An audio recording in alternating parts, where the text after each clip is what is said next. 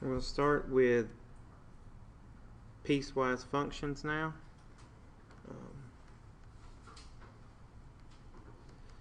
And a piecewise function is, in its simplest terms, just a function that has several pieces.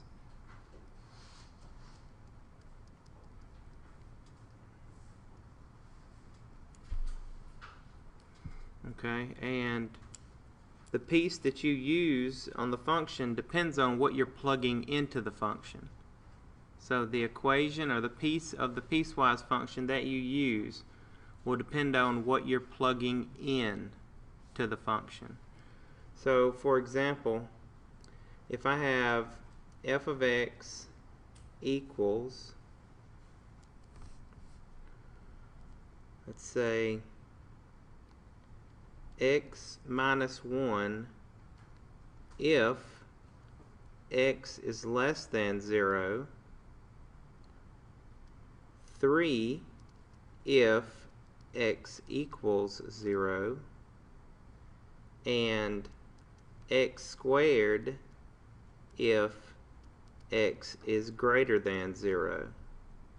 So you see this function has 3 different pieces. So this is a piecewise function. Now, the way that you can tell which one of these equations or which one of these pieces that we are going to use will depend on what you are plugging in. So for example, if I want to find f of 3,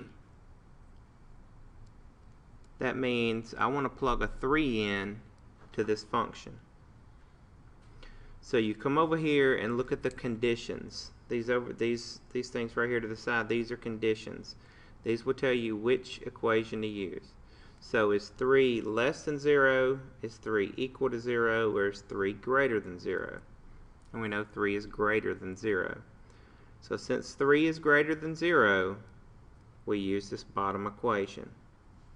So I want to take this bottom equation and I want to plug a 3 in.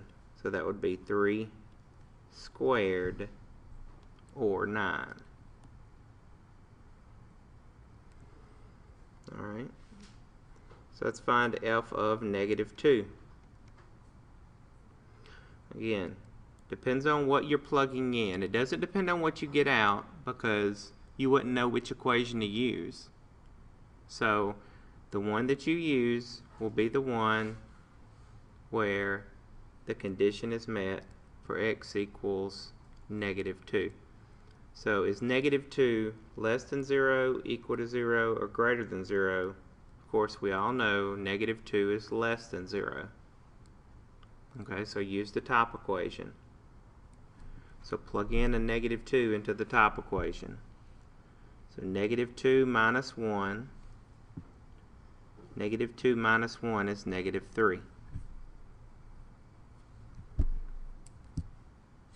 Alright, let's do one more on this same function, f of 0. Now for this piecewise function, when x equals 0, the function is just equal to 3. If x equals 0, I just have 3. So f of 0, there's nothing to plug a 0 in for. The answer is just 3. Okay? And piecewise functions could have graphs too.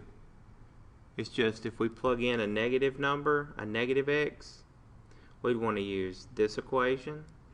When we plug in 0, we'll just have 1 point at y equals 3. And then when x is greater than 0,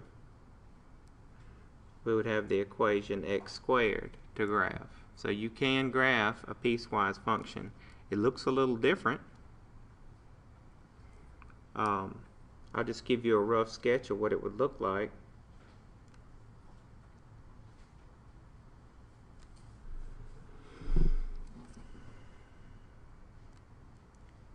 And this is, like I said, it's just a real rough sketch.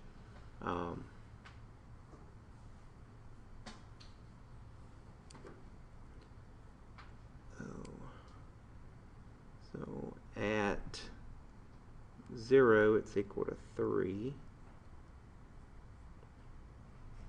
And so that's going to be a shaded in circle there. And then, let's see, at -1 on the x, that would be -2 on the y.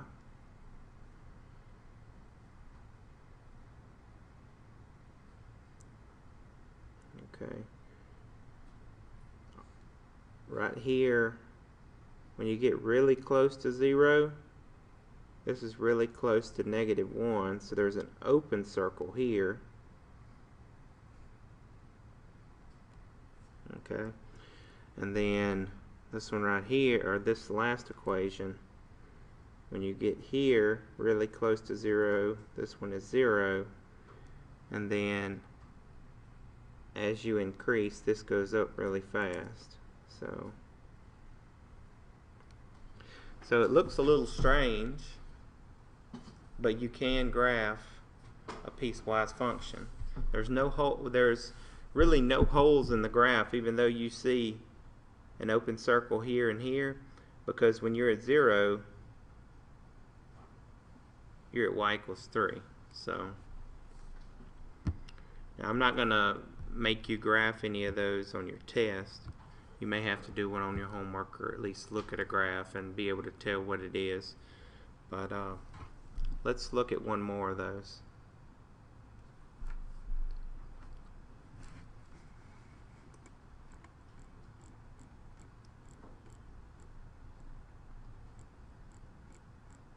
Alright, so let's say that we had this function here called c of t.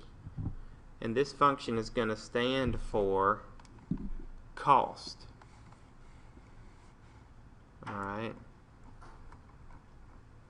And c of t is equal to 20 if t is greater than or equal to 0, less than or equal to 60, and 20 plus 0.40 times t minus 60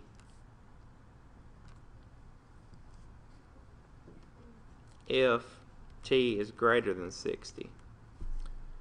Alright, and so this is actually a real-world application where, you know, all of you have seen those real cheap phones you can get, say like at Walmart, and have to pay like $20 a month, or if you even go to one of the big cellular stores or cellular providers, usually you could get a phone with like just a couple minutes, maybe like this one.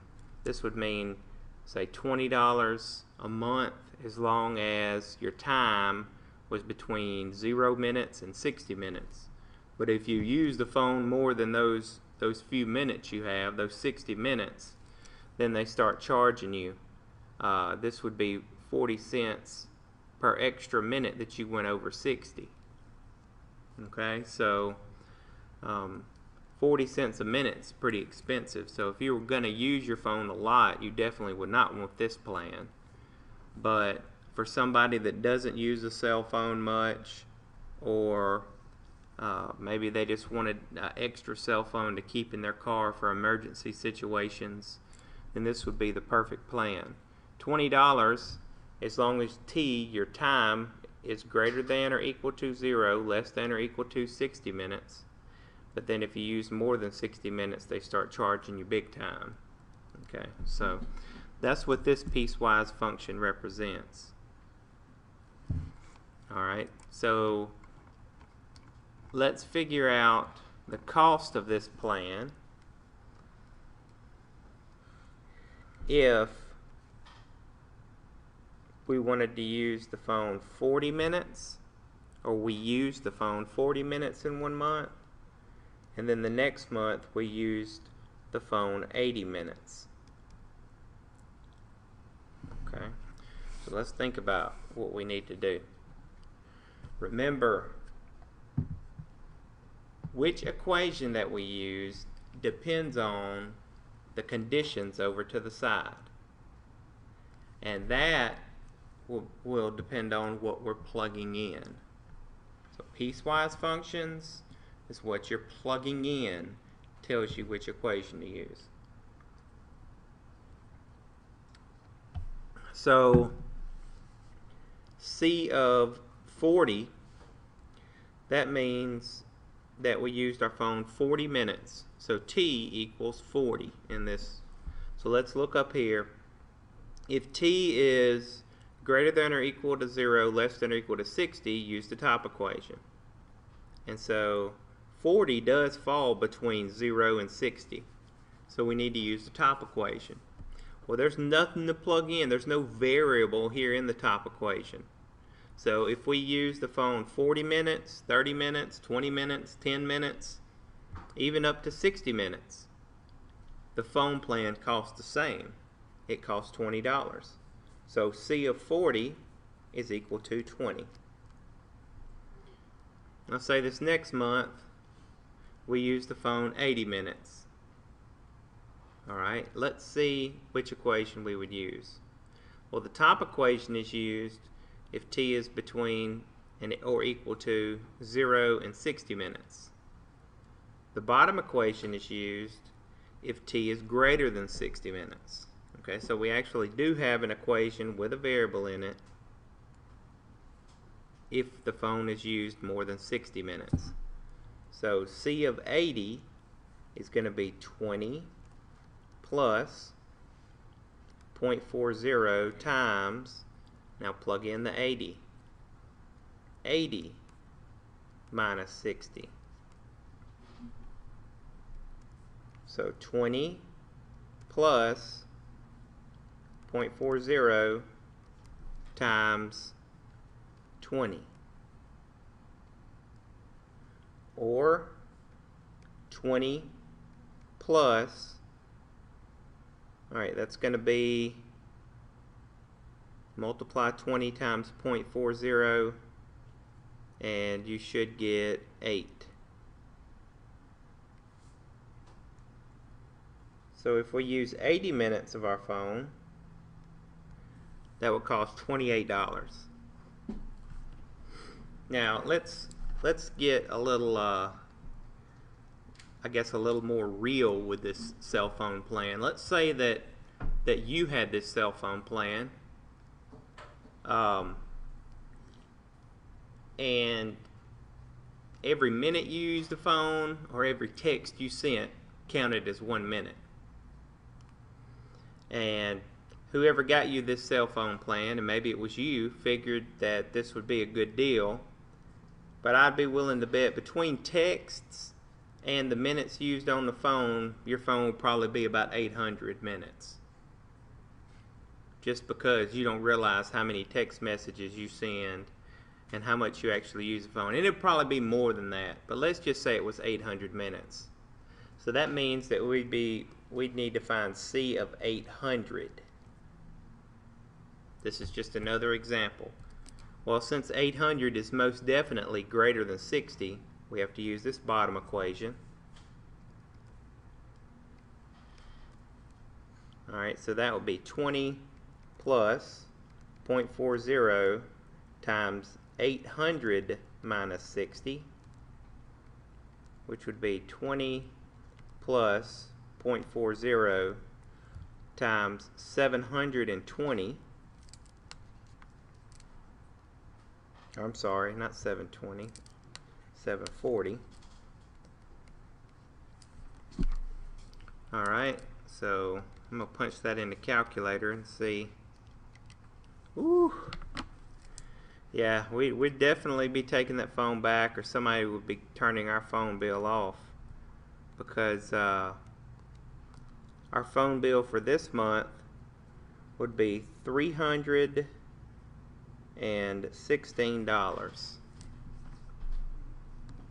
So we would not want that phone plan if we were going to use it for lots of calls and text messages and such.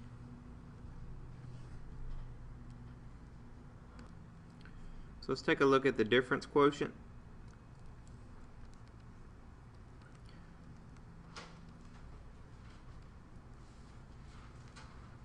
The difference quotient of a function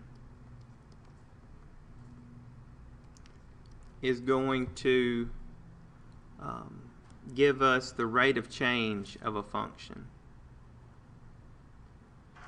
And depending on what function we're looking at, our answer may just be a number if it's a really simple function, or our answer may be another function that we get out. Okay? The formula that we use for the difference quotient is f of x plus h minus f of x all over h, where h cannot be equal to 0. You may be wondering, well, where does this h come from and what does it mean? It's just another variable here, and what it actually is the amount that we can change x. So we're changing x by some small amount, subtracting the original function, and dividing by h. Okay, and so what our goal usually is when trying to figure out the difference quotient is plugging in the two things into our formula in the numerator that's asked for, and then simplifying somehow and getting rid of the h. Okay? And so we need two things. We need f of x plus h, and we need our original function f of x. And when we plug in our original function, you need to make sure that you don't forget that you're subtracting it. So whatever you plug in right here, whether it's one term, you know, that would be okay. But if it's 2 terms, 3 terms, 4 terms, something like that, then you need to put it in parentheses because you're subtracting it. You know, even if it's one term and it's negative, you need to make sure you put it in parentheses so you'll remember to change the sign. Okay, so let's work out a problem using the difference quotient. Let's say that f of x is equal to 2x plus 5. The first thing that you need to do is you need to find f of x plus h. Alright, so we're going to take that function, f of x, and we're going to plug in an x plus h in parentheses for every x. Alright, so I'm going to take this right here, this expression, and I'm going to plug it into f for every x. And when I plug it in, I'm going to put it in parentheses. So I'm taking this part right here and I'm plugging it in right there. So this is this is 2 times x plus h plus 5. Alright, so this is 2x plus 2h plus 5. Now we just solved or found f of x plus h. And this part here that I have highlighted, we're going to plug in right here in our formula. Now also in our formula is minus f of x. So f of x, this right here, we're going to plug in right here. And we're going to put it in parentheses because there's a minus there. Alright, I'm going to write it here to the side. So 2x plus 2h plus 5, that was my f of x plus h, then minus f of x is 2x plus 5, so minus 2x plus 5 all over h.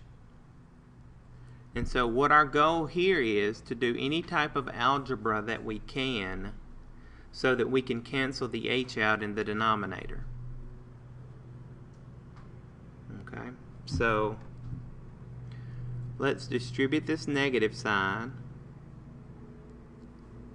and I have 2x plus 2h plus 5 minus 2x minus 5 all over h.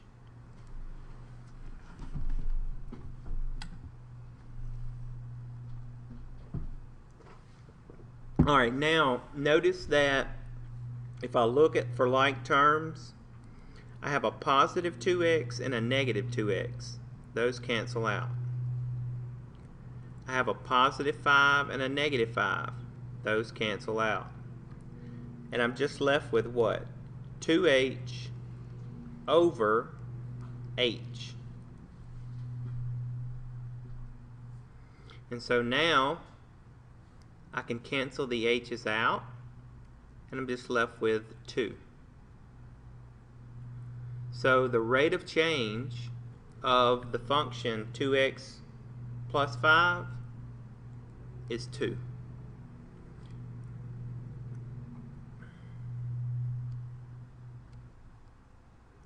Let's look at a little tougher function. Let's say that I had f of x equals 3x squared plus x plus 5. Okay? And I wanted to evaluate that in the difference quotient. I'm going to write down the formula one more time. It's f of x plus h minus f of x all over h. Okay? So the first thing I need to do is find f of x plus h.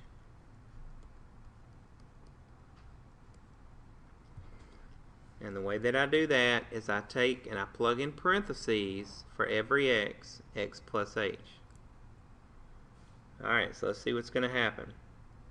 3 times x plus h squared plus x plus h plus 5.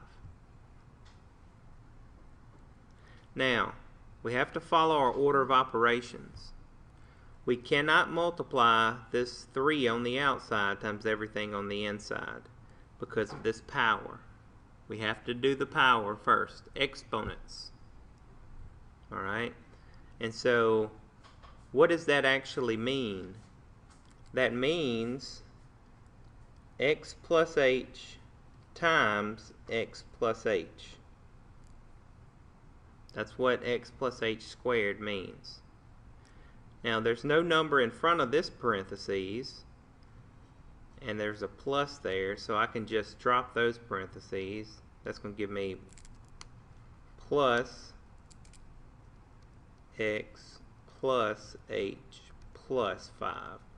Now, I still have to simplify this, and I can't multiply anything in yet before I multiply my binomial times my binomial. And how do I multiply those two? I FOIL that out, right? So multiply the first terms. X times x is x squared. Multiply the outer terms. X times h will be a 1xh, right? X times h, they're both variables, so it's just 1xh. Then h times x, that's hx, or the same thing as 1xh. And then multiply the last terms. H times h. That's going to give me h squared. Alright, so that's this thing folded out. First, outer, inner, last. Then plus x plus h plus 5. Now that I have folded that, I can now distribute the number on the outside. Before I do that though, Notice that two of these terms in the parentheses are like terms. XH and XH are like terms. So if I put a 1XH and a 1XH together, that becomes a 2XH. So let's just pretend that I have written here just plus 2XH. So now I need to distribute this 3 to these three terms here.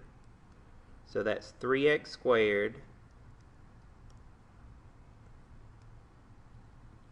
and that's going to be plus 6xh, and that's going to be plus 3h squared.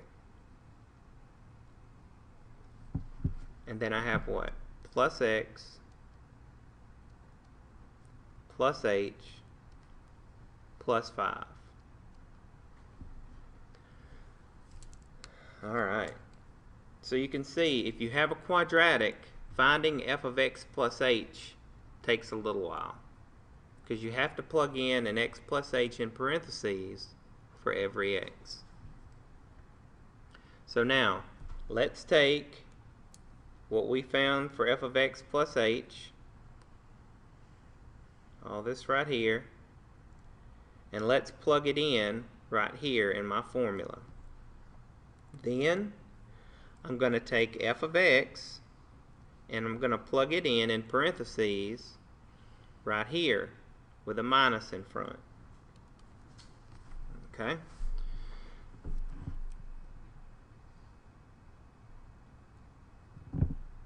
So I'm going to rewrite all this stuff one more time. 3x squared plus 6xh plus 3h squared plus x plus h plus 5 minus my original function, which was 3x squared plus x plus 5, and that's all over h.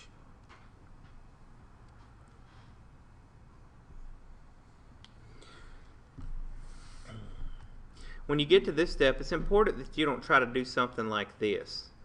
Don't try to cancel that out, because that doesn't work. You can't cancel things out like that. Alright, you can't just cancel it out unless there's a product up top. Okay? The next thing we want to do is distribute this negative. So you want to multiply all of these terms by -1. So that means this first term is going to become what? Negative 3x squared.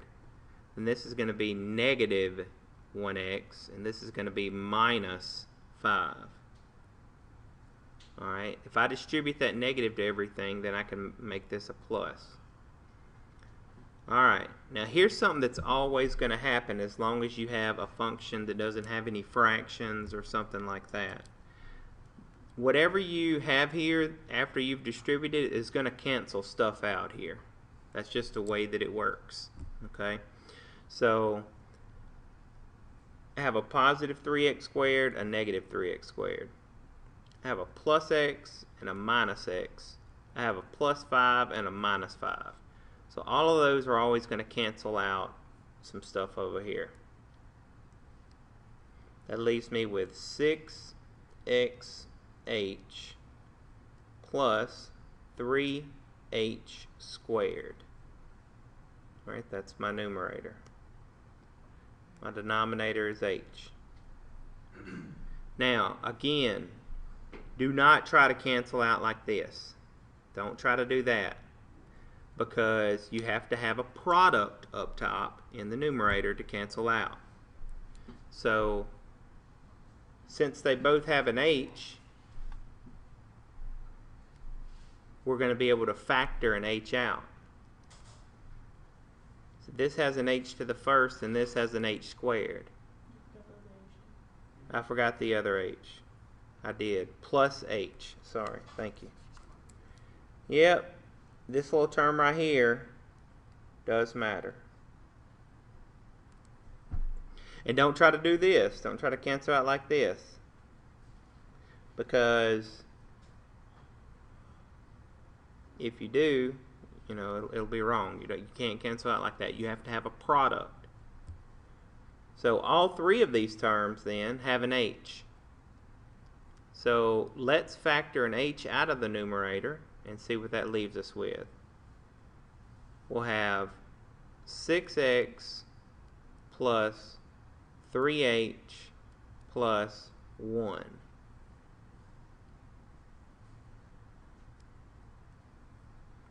Now that I have a product in the numerator, I can cancel the h's out, and my answer is 6x plus 3h plus 1.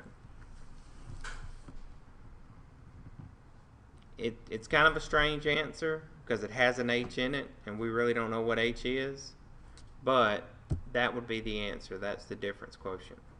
That's the rate of change of the quadratic.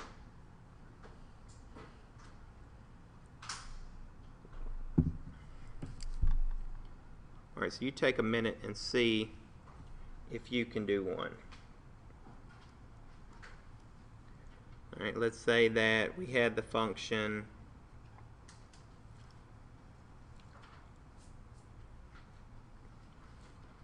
negative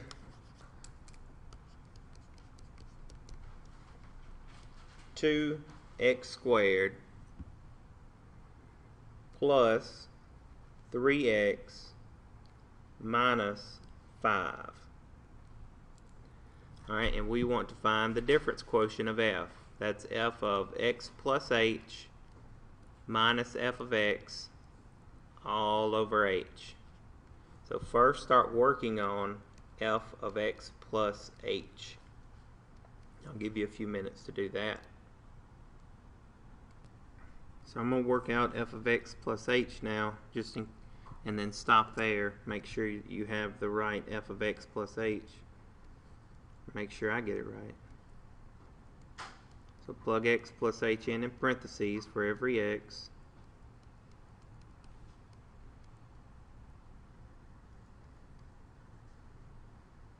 And make sure you put that square there.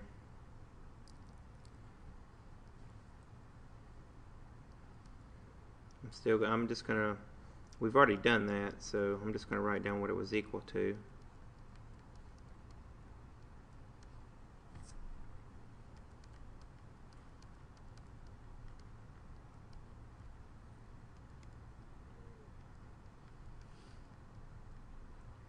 Now we distributed negative 2.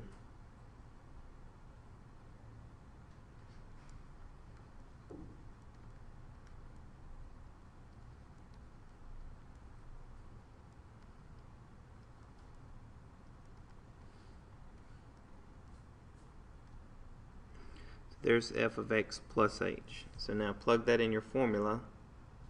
See if you can get things to cancel out.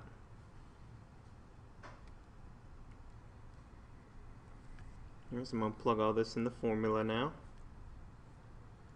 It's negative 2 x squared minus 4 xh minus 2 h squared plus 3x plus 3h minus 5, and now I'm subtracting the original function. So it's minus, and then in parentheses, negative 2x squared plus 3x minus 5. And that's all over h. Alright, so now distribute the negative, or the negative 1 that's on the outside, to everything on the inside. When you do that, that's going to make this a plus, it's going to make this a minus, it's going to make this a plus. After you've distributed those, then you could make that a plus in the front, after you've distributed that negative 1 to everything. Now this is where stuff should cancel out. So I have a negative 2x squared and a positive 2x squared.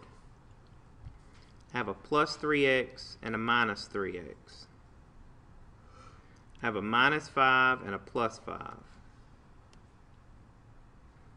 Alright, so let's write everything that's left down.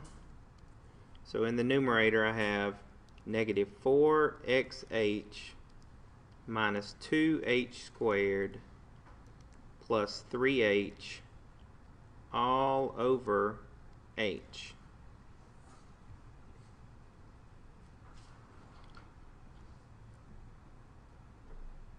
Alright, so now I need to figure out a way to get rid of this h.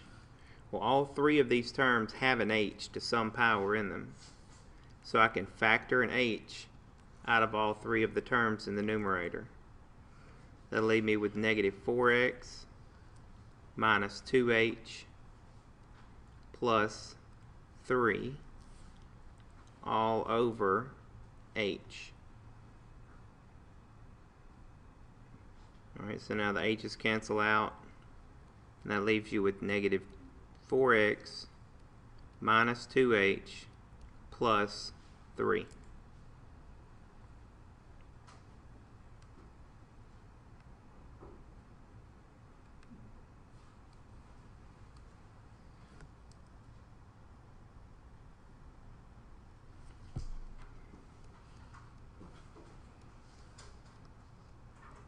Let's look at the domain of a function.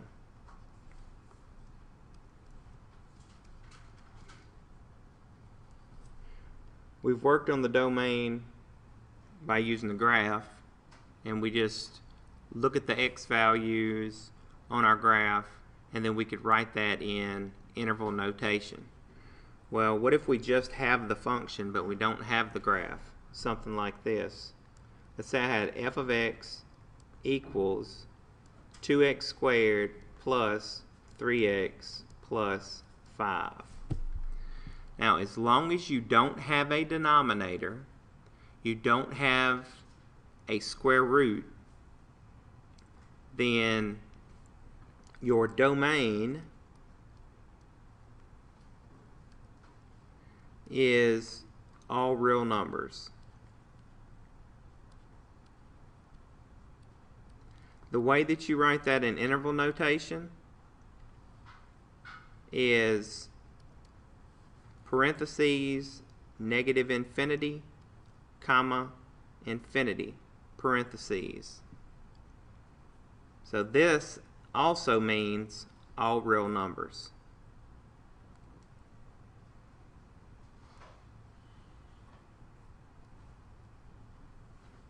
Alright.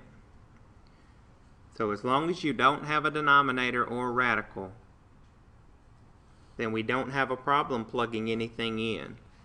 So the domain is all real numbers. Now if we do have a denominator, let's say that I had 5 over x minus 3, and I wanted to figure out the domain. List the domain. Alright, when you have a fraction, you do not want to divide by 0. You don't want your denominator to equal 0. So the way you figure out what you need to leave out of your domain, or the restriction on your domain, remember, is by setting the denominator equal to 0. Now one like this, you can just probably look at it and tell. But you can still take the denominator, set it equal to 0, and solve if you can't tell what we do not want x to be. If x is equal to 3, then 3 minus 3 in the denominator is 0, and we can't divide by 0, so we need to leave that number out of our domain. The way that we do that, we don't just write out in words the domain is all real numbers except positive 3, even though, you know, if that's correct. But the way that we write that in interval notation, to leave a number out, we always start with negative infinity, so negative infinity until you get to a positive 3, and we put parentheses with it. That means don't include 3. If we were to put a bracket, that would mean include 3. But if we put parentheses, that means don't include 3, all the way up to 3, but not 3. And then we put a big U. That means union with, or and, 3 to positive infinity. And we always put parentheses with negative infinity and positive infinity because those are concepts. Those aren't actually numbers. All right, but this is how we would leave a positive 3 out of our domain. Negative infinity to the number, union with, from the number to infinity. So this is everything except 3. That's what that means. All real numbers except 3.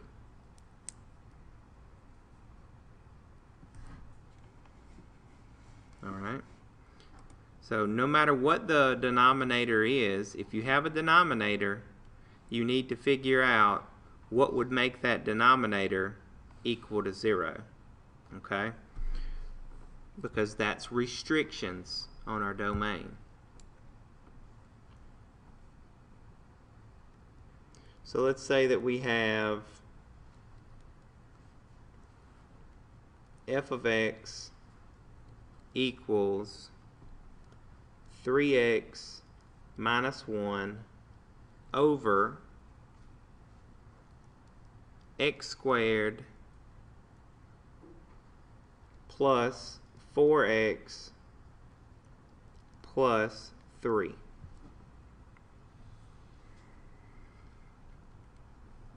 Now, it does not matter whether the numerator is equal to 0. This can be 0, that's okay.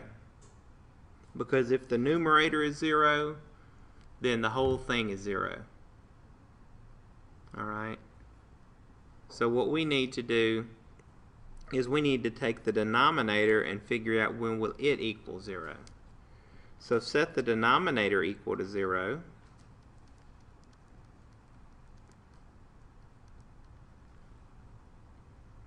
And solve this using any method that you know how to use. On one like this, I would suggest factoring because it will factor. So x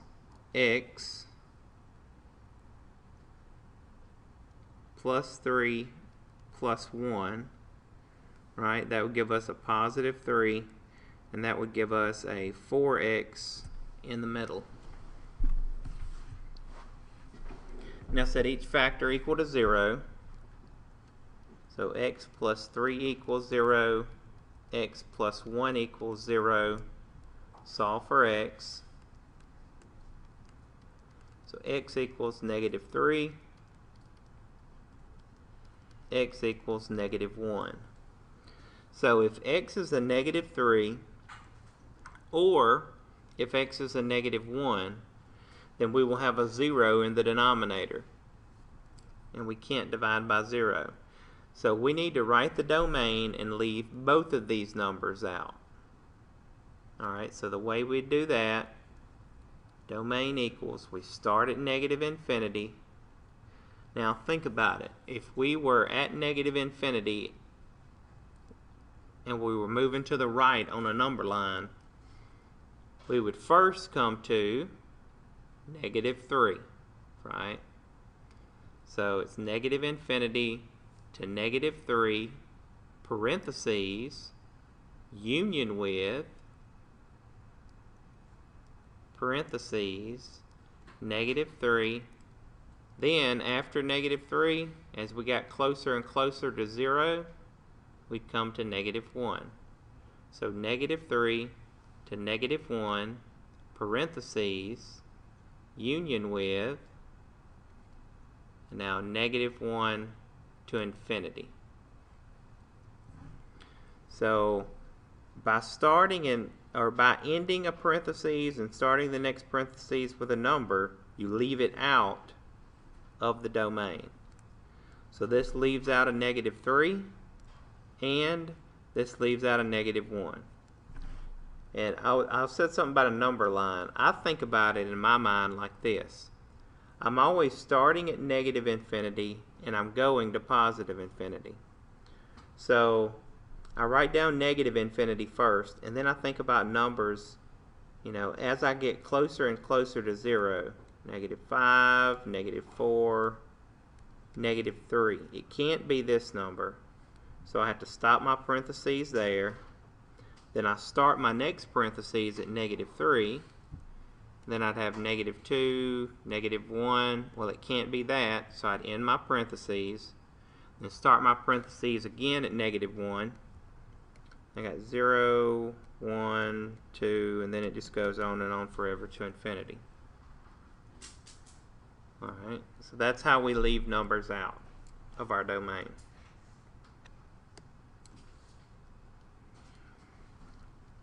Alright, let's see what happens if we have a square root. Let's say that my function was equal to the square root of 2x plus 8. And I want to figure out what can I plug in and get out real number answers. With radicals, with a square root, a cube root, a sixth root, an eighth root, you know, if the index here is even. For us to get real numbers out, we want what's under the radical to be greater than or equal to 0. As long as this radical, this square root, is not in the denominator, we just want what's underneath to be greater than or equal to 0. So you simply come to the side and write the inequality. 2x plus 8 needs to be greater than or equal to 0. Now solve this like an equation. -8 minus 8. So 2x is greater than or equal to -8. Divided by 2, divided by 2. So x is greater than or equal to -4.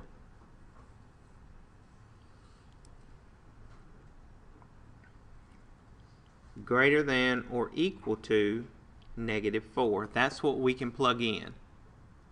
So our domain, we don't start at -infinity. We want greater than or equal to -4. So if you look at this number line up here, here's a -4. So we want to have -4 including -4, and then everything greater than -4. Everything to the right. So the way we write that is bracket, because we include -4, comma, infinity, parentheses. So the domain is from -4, including -4, to infinity.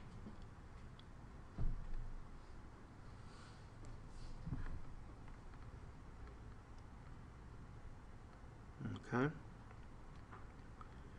As long as the radical is in the numerator, there's no denominator, then we want it to be greater than or equal to 0. Now, if for some reason the radical is in the denominator, the only change we have is that it can't be equal to whatever. Because if this would have been in the denominator, I'm going to make a very similar problem. If this function would have been 1 over the square root of 2x plus 8, then the only difference is when I work this out, I don't want this under the radical to be equal to 0 because it's in the denominator. So instead of greater than or equal to 0, it'd just be 2x plus 8 is greater than 0. So at the very end, after I worked it out, I would have x is greater than -4, not equal to. So the only change in my domain would be that my domain is from -4, not including -4, to positive infinity.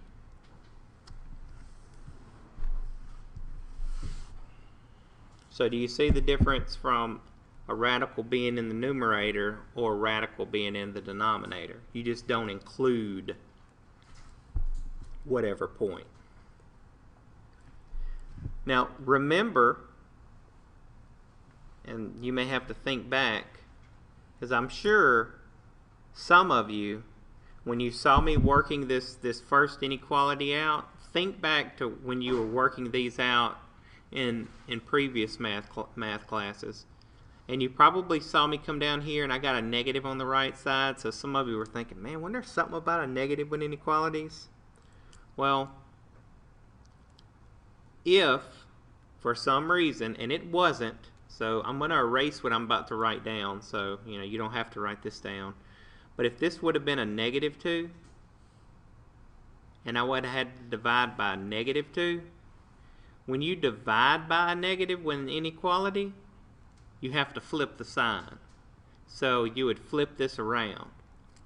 Let me work an example out where you have to divide by a negative to solve for the inequality. So then you'll have one of those in your notes. Alright, so let's say that I had f of x equals the square root of, let's say, 8 minus x.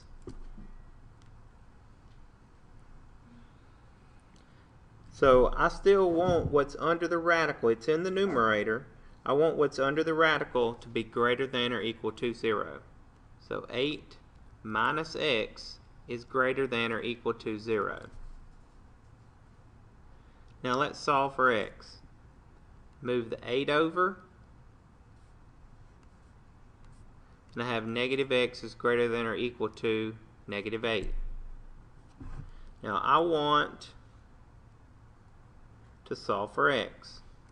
So divide both sides by negative 1, because that's a negative x. When you divide an inequality by a negative, you flip the inequality sign. So instead of it being greater than or equal to, it becomes less than or equal to. And now that's 8. Alright. It may help you to think about this like it was on a number line to write it the interval notation. We want x to be less than or equal to 8. So if I was on a number line, think about the numbers less than or equal to 8. So less than are the numbers to the left of 8 on the number line. So if I wrote this in interval notation, I start on the left side. What number is out here that means negative numbers forever? It's not a number, but the concept is negative infinity, comma, until I get to 8. And since there was an equal to bar, you put a bracket. So this means all numbers less than or equal to 8.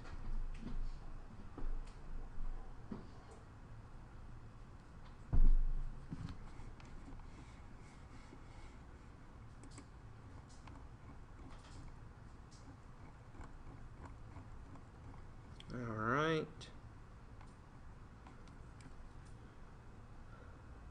I want you to try a couple of these.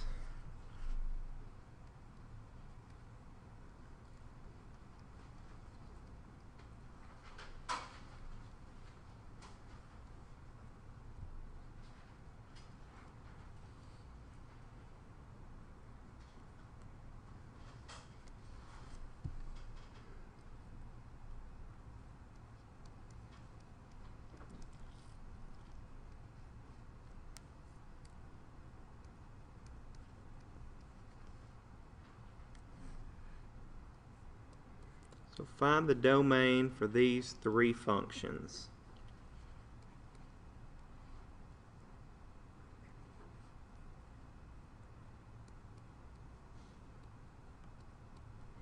Take a couple minutes and work those out.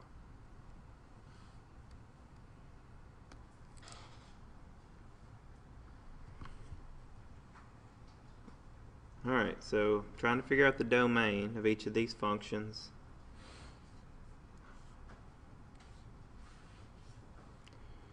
So for this first function, I have a denominator, so I need to set the denominator equal to 0. This tells me what will make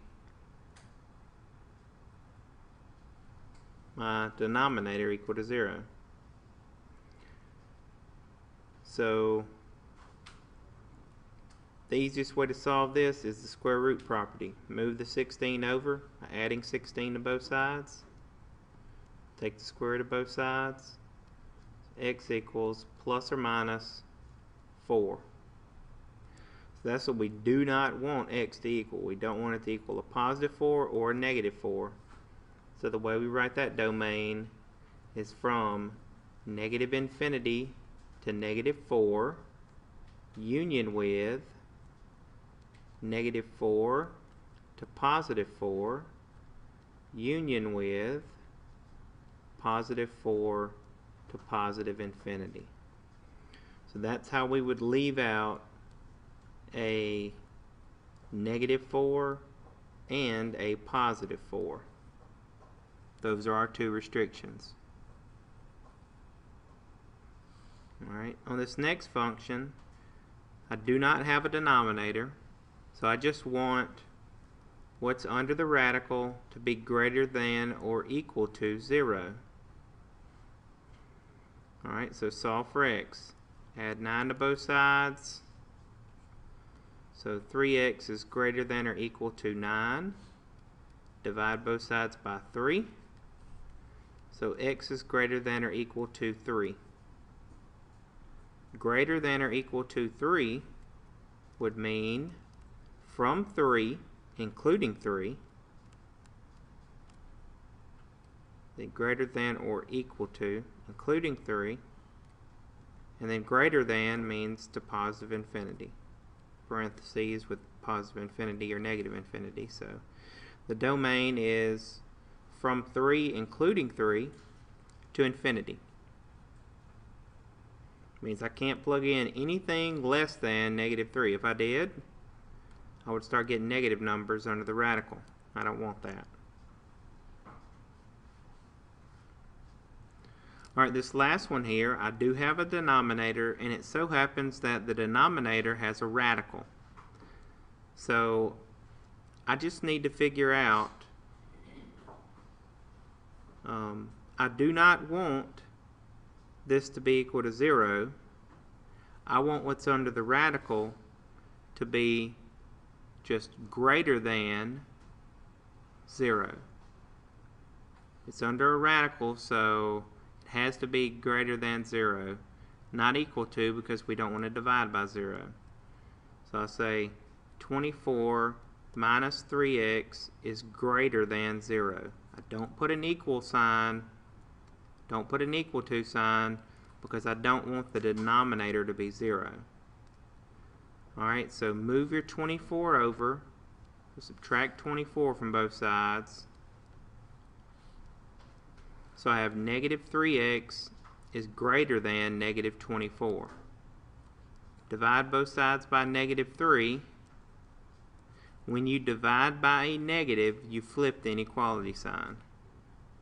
So this is now x is less than, because we divided by a negative. Negative 24 divided by negative 3 is a positive 8.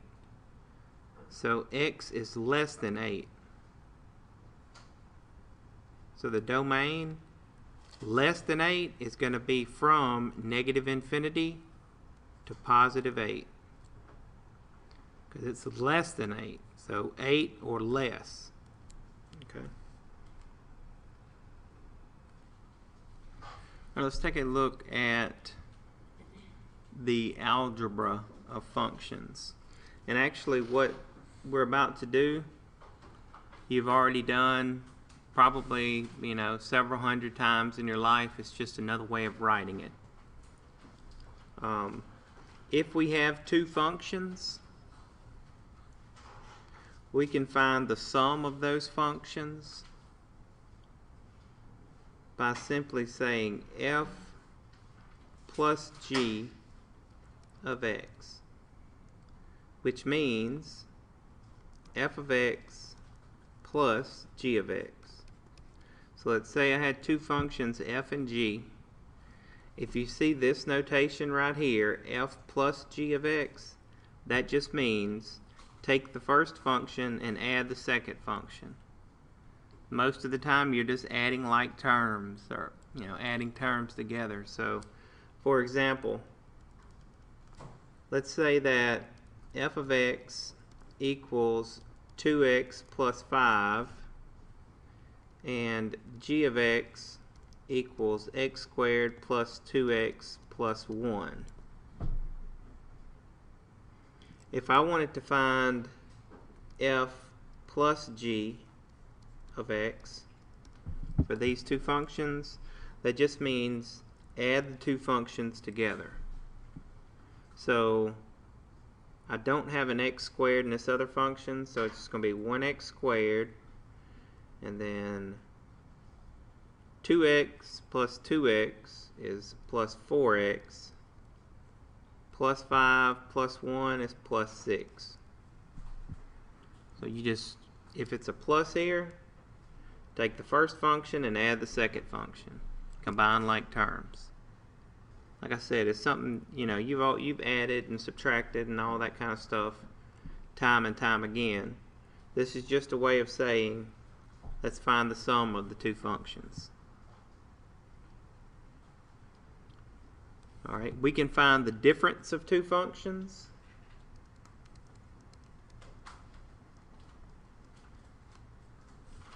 by writing the notation f minus g of x. That means f of x minus g of x. Now be careful with this when you subtract, because you're subtracting g of x. So no matter how many terms g of x has, you're subtracting each of those terms. So you might want to just put g of x in parentheses and then distribute the negative and simplify. So if I use these same two functions and I wanted to find the difference, I would say f minus g of x is equal to f of x, so 2x plus 5, minus g of x, x squared plus 2x plus 1. Then I would distribute the negative, so I'd have 2x plus 5 minus x squared minus 2x minus 1. Then I'd combine like terms. So I'd have negative x squared. Just so happens these x's cancel out. The negative 2x and the positive 2x. And then plus 5 and minus 1 is plus 4. So f minus g of x will be negative x squared plus 4. Adding functions, subtracting functions. Okay?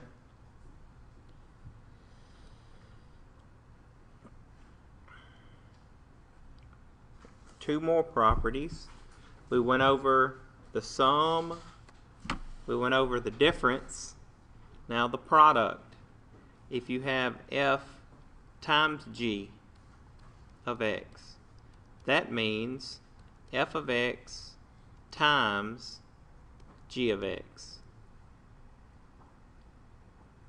So if you see a f and a g beside each other, nothing between them of x, that means take f of x and multiply it times g of x.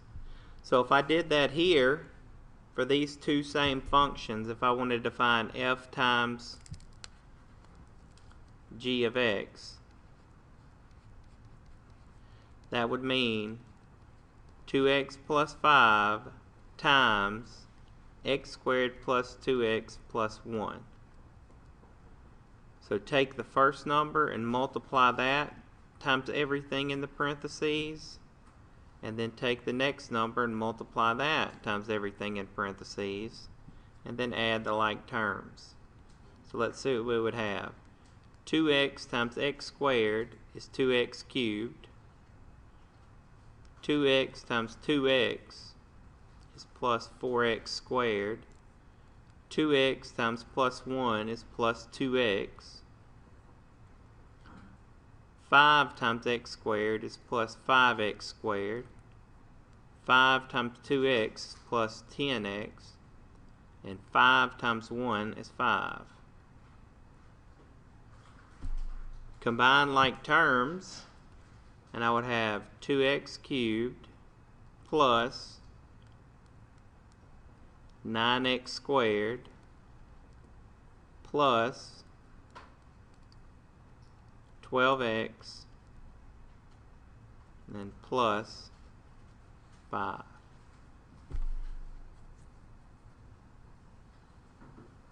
Alright, so f g of x means f times g of x. So f of x times g of x. And the last property of this algebra of functions we're going to cover is f over g of x.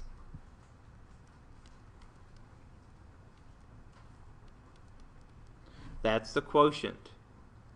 So what does that mean? That means f of x over g of x. If we did that, we would have 2x plus 5 over x squared plus 2x plus 1.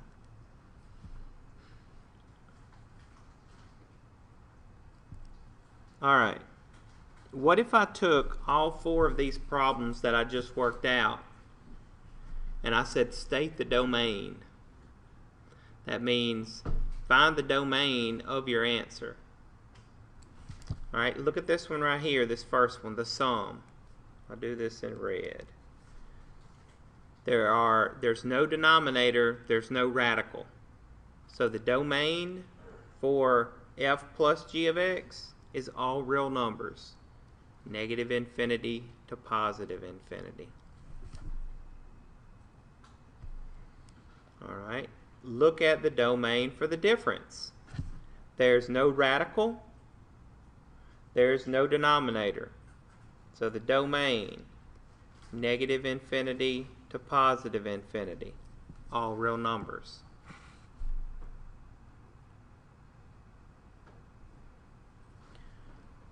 Look at f times g. Look at the answer. No denominator, no radical. So the domain is all real numbers, negative infinity to positive infinity. Look at the quotient. Alright, now most of the times with a quotient, you're going to have to figure out what would make the denominator equal to 0. Okay? So, because we have a denominator. So set the denominator equal to 0 and see what would make it 0. If we factor this, we get x plus 1 equals 0. Now, it just so happened on this one I got the same factor here and here. So I only have to solve for it once. So I don't want x equal to -1. If x is -1, then this denominator is 0, and that's a problem. So the domain is going to be all real numbers except -1. Remember the way we leave out a -1? Say domain equals negative infinity to -1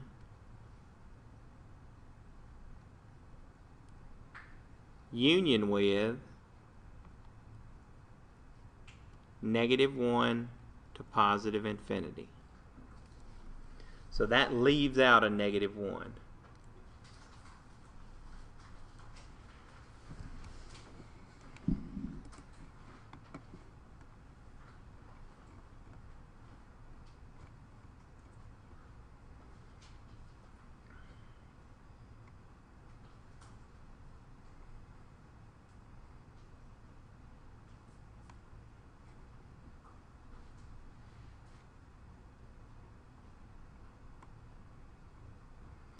Alright.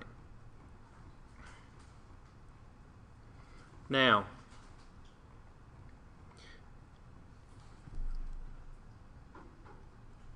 let's take a look at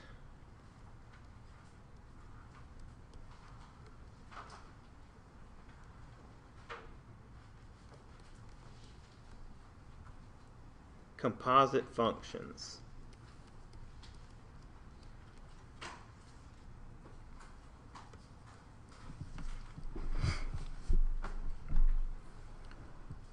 Composite functions is a way of taking two functions and figuring out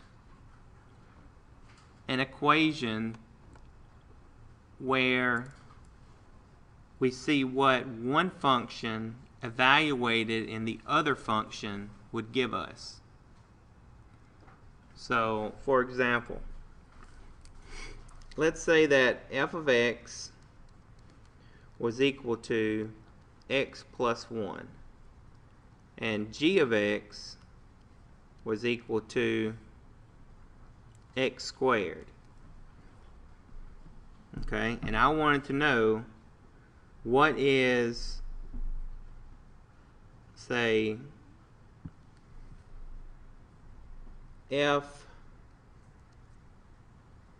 of g of x. So what this right here means, f of g of x, means that I need to take my g of x and I need to plug it into every x in f. Okay? So another way of writing f of g of x is using this notation. F a little o g of x. So if you see this, it almost looks like the word fog. If you see this notation, this means take the second function, or take the g, whichever one the g is, and plug it into the f.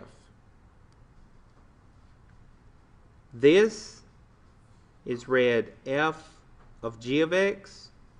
This is read f of g of x. So they're read the same way and they mean the same. F of g of x means to take g of x and plug it into f for every x. So on this one, I take g of x, take this right here, and plug it into f for every x. Alright, there's only one x here, right? So I'll plug it in right there. So f of g of x, or f of g of x, is equal to x squared, and then I have a plus 1. So f of g of x equals x squared plus 1. Now there's another way, or another type of problem that could arise from this, from these two functions. The composition the other way. What if I wanted to find g of f of x? That means I need to take f of x and plug it in for every x in g of x. Another way of writing that is g, a small o, f of x. This means take the f function and plug it into the g function. Take the f function and plug it into the g function. G of f of x. G of f of x. So now, instead of taking the g and plugging into the f, I'm taking the f and plugging it into the g. So I'm going to take this right here from the f, and I'm going to plug it in for every x in g. And when you plug something in, you always put it in parentheses. If you're squaring it or multiplying it times something, or there's a negative in front, you always put it in parentheses. So g of f of x is equal to x plus 1 squared.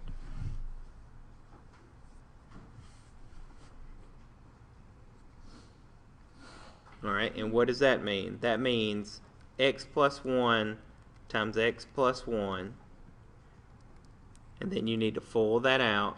When you FOIL that out, you'll get x squared plus 2x plus 1.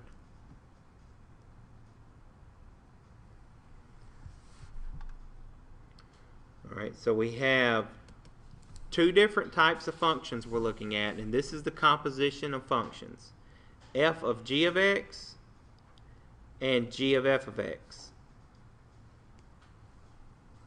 Now, if my problem, instead of just having f of g of x or g of f of x for those two functions, if my problem would have had f of g of 5, what that means is find f of g of x and then plug in a 5 for every x.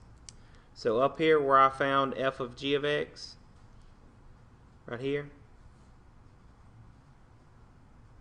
now take that and plug in a 5. So this would be 5 squared plus 1, or 25 plus 1, which is 26.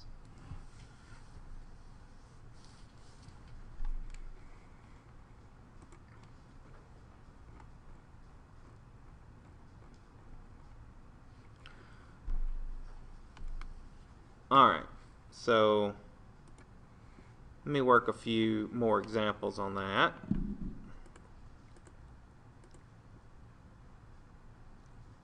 Let's say that my two functions were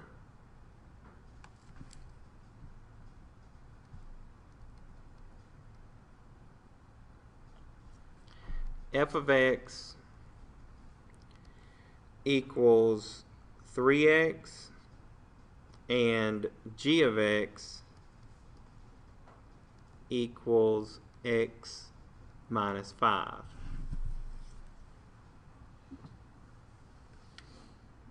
And I wanted to find f of g of x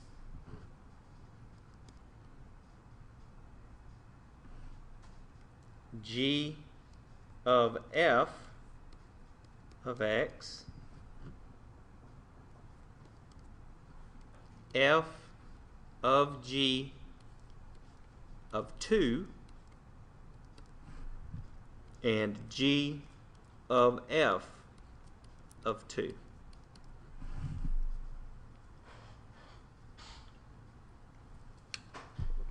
So what I'm going to do is I'm going to first find f of g of x, then I'll find f of g of 2. Alright, now so f of g of x, to find that, remember, take the second letter. So I'm going to take the g and I'm going to plug it into the f. So all of this right here, x minus 5, and I'm going to plug it in right there for the 3. I mean for the x. And I have a 3 in front, so I need to put that in parentheses. So this is 3 times x minus 5, or 3x minus 15. Now, to find f of g of 2, take a 2 and plug it in for your x.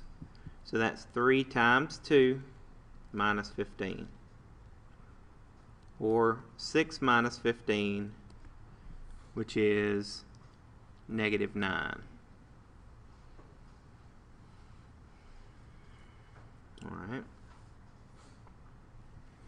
Now, g of f of x. That means take your f and plug it into your g. Here's our function f. We're going to take it and plug it into our g. So that's 3x minus 5. I took my 3x, plugged it in right there. So f of g of 2 means to just take a 2 and plug it in right there. So this is 3 times 2 minus 5. 6 minus 5, which is 1. Now another way that you can do this second step here, or this second two problems here, if you're good at mental math, what you could do in your mind is, if I want to evaluate a 2 into f of g, then take a 2 and plug it into g. That would be 2 minus 5 is negative 3. And then take that answer and plug it into f. So 3 times negative 3 is negative 9. So get the same answer. Same here. G of f, if you take the 2 and plug it into the f and get the answer, and then take that answer and plug into the g, we should get the same thing. So if I plug a 2 into the f, so that would be 6. Take that and plug it into the g. 6 minus 5 is 1. That is a positive 1. All right.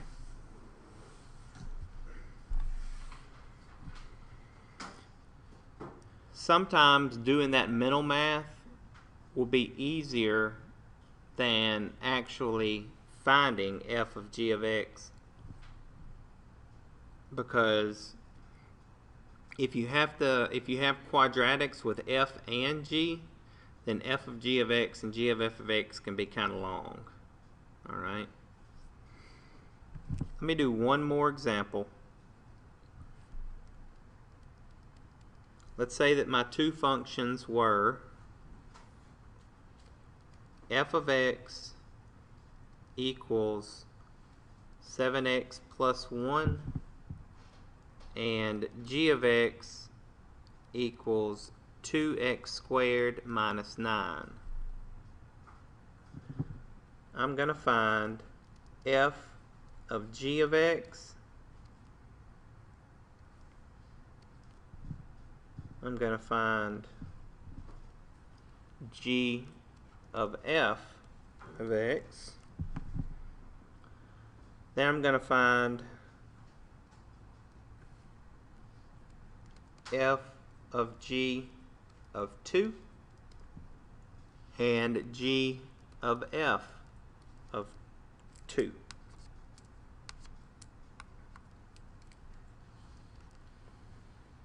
All right. So first, f of g of x. This means take the function g and plug it into f for every x. So here's g, this function right here.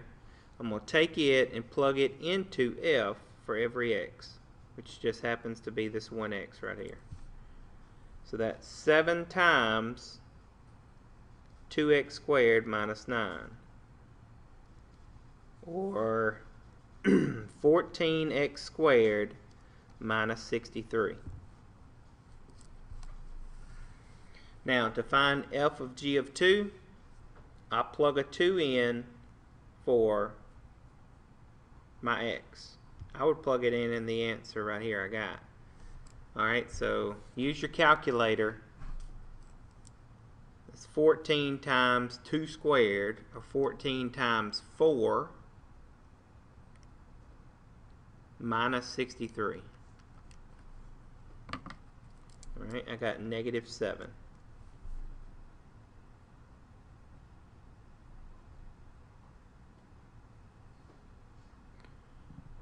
Alright.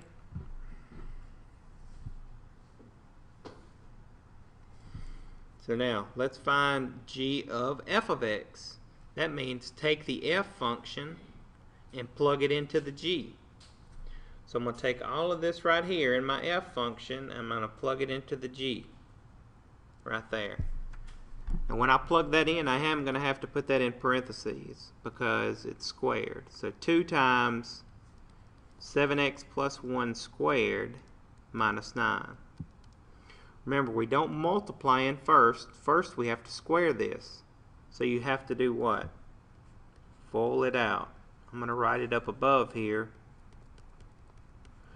Now, when you FOIL that out, first, so that's going to be 49x squared outer plus 7x inner plus 7x last plus 1. So this right here is 7x plus 1 squared. So 2 times 49x squared plus 14x plus 1 minus 9. Now distribute your 2. So that's 98x squared plus 28x plus 2 minus 9. Or 98x squared plus 28x minus 7. And you put the 2 and the negative 9 together. Now to find g of f of 2, you take the 2 and you plug it into every x. Alright, so I'll use the calculator to do this real quick. That'll be 98 times 2 squared is 4, so 98 times 4, and then plus 28 times 2 is 56, so plus 56, and then don't forget minus 7. Alright, so I got 441. Now I could use the shortcut when working out this part right here if I wanted to. What's the shortcut? Take the 2 and plug it in up here. So that would be 14 plus 1 is 15. Then you have to come over here and plug in a 15. So 15 squared times 2 minus 9. And I get 441. I get the same answer. Okay?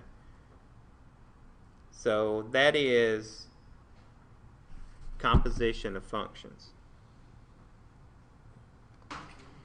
So quick correction. Forgot the plus 1. Don't forget the plus 1. So that would be minus 62. So that will change this answer here. Instead of negative 7, it's going to be negative 8.